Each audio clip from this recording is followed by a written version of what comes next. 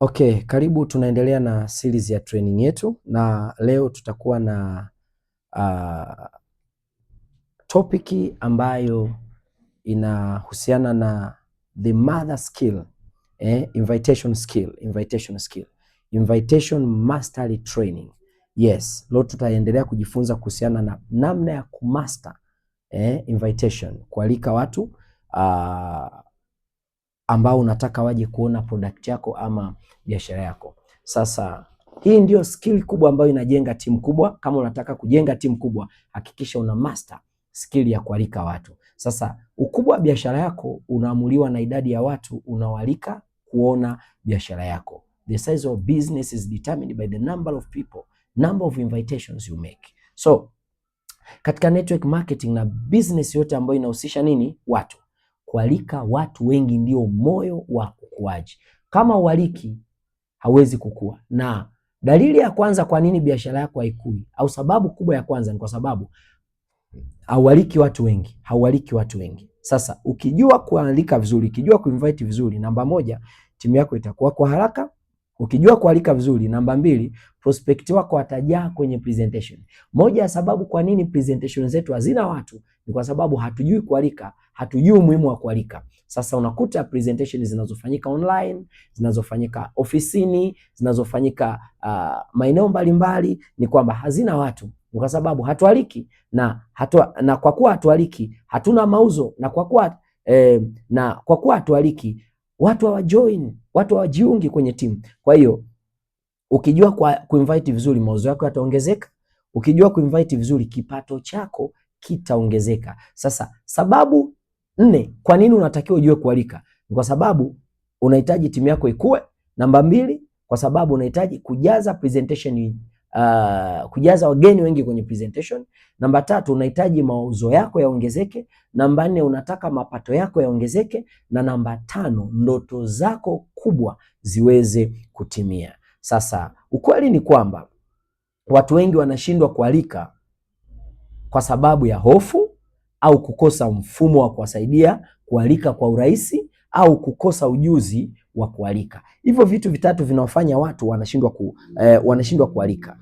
Kukosa mfumo, lakini kwa sababu wanakuwa na hofu, yes, lakini ni kwa sababu wanakosa ujuzi, hawana skills za kualika. Sasa leo tutajifunza kidogo kuhusiana na invitation mastery, ama kualika watu. Sasa tunaposema invitation ama kualika ni nini? Invitation ni kumwalika mtu aje kusikiliza fursa yako ama kuona na kupata maelezo ya product yako. Kwa hiyo invitation sio kumshawishi mtu, invitation sio kumfundisha mtu, na invitation sio kumbembeleza mtu, wala invitation sio kumlazimisha mtu, bali invitation ni kumwalika mtu aje kupata taarifa. Okay? So mfano, namna ya kualika ni kwa mfano, niko na project mpya ya biashara na ningependa nikushirikishe details zake. Hiyo ndio invitation. Niko na product mpya ambayo inasaidia wa mama au wanawake wengi wenye changamoto za afya ya uzazi. Sasa ningependa nikualike ofisini ili uje upate details, ili ukutane na madaktari wetu na upate details.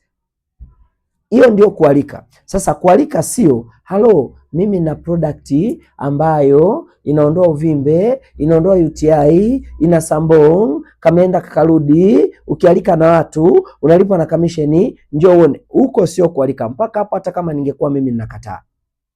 Na hiyo ndo sababu watu wengi wanashindwa kupata watu kwenye presentations zao. Sasa nataka nikusaidie kitu kimoja,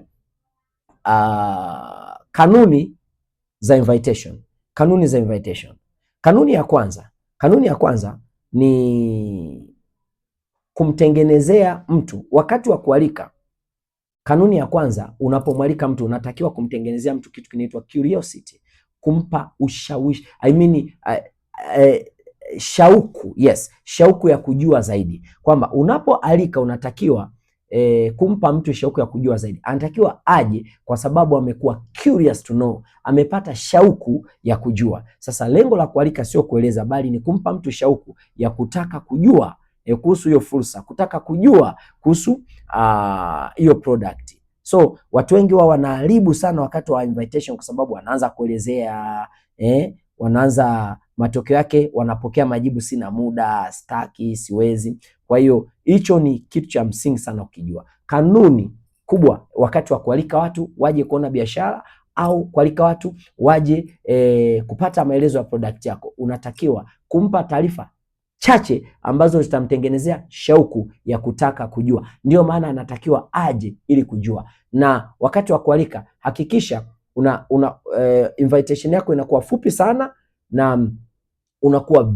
very busy, na umuonyeshe ya kwamba una watu wengi ambao unahitaji kuwapasha habari na kuwapa mialiko. Usisahau katika kualika, tunatakiwa kualika kwenye kila event, kwenye kila presentation. Kwa mfano, tuna presentation za usiku ambazo zinafanyika kupitia Google Meeting, kupitia Zoom, unatakiwa kualika watu. Kuna presentation zinazofanyika ofisini, unatakiwa kualika watu. Huko mkoa mwingine kuna presentation mikoa mingine, unatakiwa kualika watu. Hicho unatakiwa kujua. Sasa makosa matano ambayo membazi wengi wanayafanya wakati wa kualika. Kosa la kwanza, watu wengi wanakosea, badala ya kumwalika mtu wanaanza kutoa maelezo, wanaanza kutoa presentation. Hilo ni kosa. Nimekwambia wakati wa kualika mpe taarifa ambayo itamtengenezea shauku ya kutaka kujua. Anatakiwa aje ili ajue, usianze kumpa maelezo kwenye mwaliko. Hilo ni kosa la kwanza. Kosa la pili ni kukosa confidence. Wanaongea kama wanaomba msaada. Yaani unaongea na mtu unamwalika, afu kama unaanza kumbembeleza, unambeg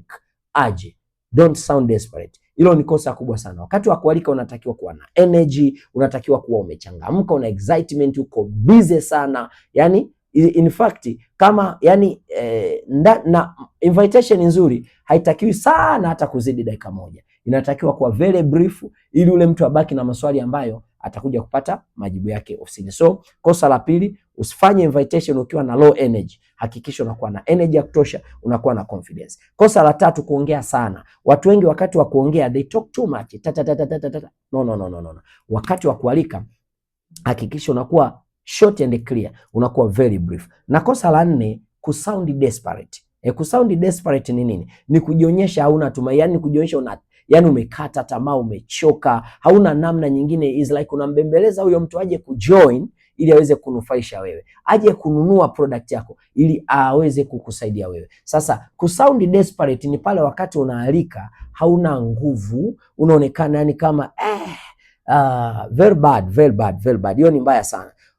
Prospect anapopata hiyo sensi anahisi tu unamhitaji, anahisi una shida na inabidi yeye ndo atumike kukusaidia, yeye ndo atumike kukupandisha daraja. Sasa hata kama akija hawezi kufanya biashara. Akija atakuja tu kukuridhisha, lakini hawezi akawa na nia njema ya kujenga biashara. Na kosa la tano ambalo ni kubwa zaidi, kukosa mfumo wa kualika. Watu wasio na mfumo wa kualika huwa wanashindwa kualika. Mfumo wa kualika ni nini? Mfumo wa kualika unatakiwa unakuwa na prospect list. Una kitabu maalum ambacho unakuwa umeandika nini? Unakuwa na kitabu ambako umeandika listi ya watu wako ambao unataka kualika kila siku, na unakuwa una target ya watu ambao unataka kualika. Huo ndio mfumo. Yes, lakini unakuwa na nidhamu. Yes, unakuwa na nidhamu, unakuwa na specific target, lakini unakuwa na nidhamu na utamaduni wa kufanya mambo kwa mwendelezo. Hiyo ndio tafsiri ya mfumo. Sasa na kitu cha msingi ambacho unatakiwa ukijue, ili kama unataka kualika watu na watu waje, mtazamo wako sahihi kuhusu kualika utaamua watu watakuja au hawatakuja. Lazima ujue na ukubali ya kwamba watu ambao wanataka kujenga timu kubwa wanajua hivi, success is a game of number. Ni lazima ucheze na namba kubwa. Kwa wakati wa kualika hakikisha una target namba kubwa. Kwa mfano unafanya invitation 100, lazima ujue, nimekwambia ukifanya invitation 100 usitarajie watakuja watu 70, usitarajie watakuja watu 50. Katika invitation 100 kwanza watakaopatikana, watakao kusikiliza ni approximate watu 30. Watu watakao kuja wanaweza kuwa ni watu 10.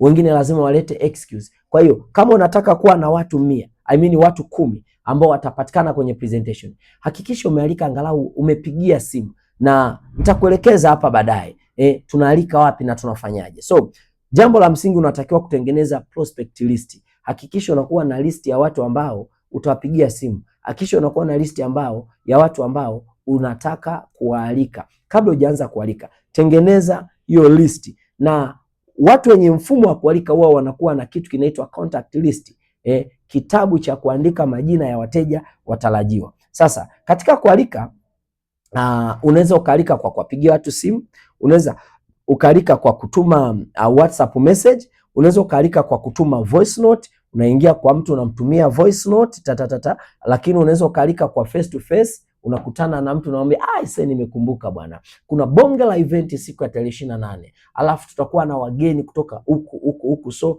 make sure that unakuja. Unaalika. Wakati mwingine tunatumia hata invitation card, lakini social media tunaalika kupitia nini? Mitandao ya kijamii. Lakini njia bora zaidi huwa ni njia ya phone call au face to face, kwa sababu unapata feedback yake pale pale, kama hataki au anataka, unamjua. So hicho ni kitu cha msingi sana. Lakini don't forget, kwenye kitabu chetu cha ESDS kuna scripts za kutosha ambazo tumekuandikia pale, ambazo zinaweza zikakusaidia katika kualika. Na katika session yangu hii hakikisha nimeweka pia sample scripts ambazo unaweza ukazisoma na ukazikopi ukazitumia. Kuna script ambayo nimekuwekea za kuposti kwenye status, unaweza ukapin message kwenye status, afu watu wakaanza kuja inbox. Yes, au unaweza ukatumia voice note au ukatumia namna mbalimbali. So lazima ujue kitu kimoja, the power of numbers. Timu yako ikifanya invitation nyingi, biashara yako italipuka. Don't forget, ukialika watu wachache biashara yako haitakuwa, na ukialika watu wengi ndipo biashara yako itakuwa. Na nataka nikumbushe kitu kimoja, the biggest regret in business is the people you never invited. Kama kuna kosa kubwa ambalo watu wengi wamelifanya, ni kosa la kuacha kualika watu. Imagine your next big leader is hiding behind your next invitation. Namaanisha nini? Kwamba yule kiongozi wako mkubwa kabisa ambaye anatakiwa kuja, anakuja endapo utaenda kufanya nini? Endapo utaenda kufanya invitation. Sasa ili uwe na timu inayofanya kazi na inapata wateja wengi, lazima uhakikishe unatengeza mfumo wa kualika watu wengi. Yes, na lazima uhakikishe ya kwamba utaratibu wa kualika ni kila siku. Kuna slogan moja inasema no invitation no expansion. Kama haualiki, biashara yako haiwezi kukua. More expansions, more success. Ukialika watu wengi unapata matokeo mengi.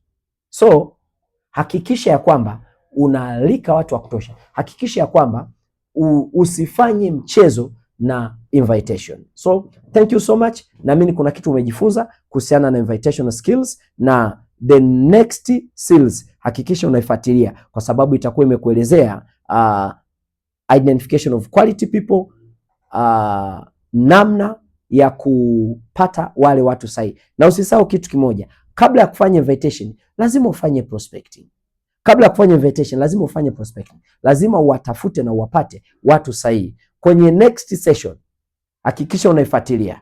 Kwenye next session nitaelezea wapi unaweza ukapata watu wenye ubora ambao unatakiwa kuwaalika, lakini namna gani ya kuwatambua watu ambao unatakiwa kuwekeza nguvu zako ili usitumie muda mwingi na nguvu nyingi kwa watu wasio sahihi. Thank you so much. See you at the top. Bye.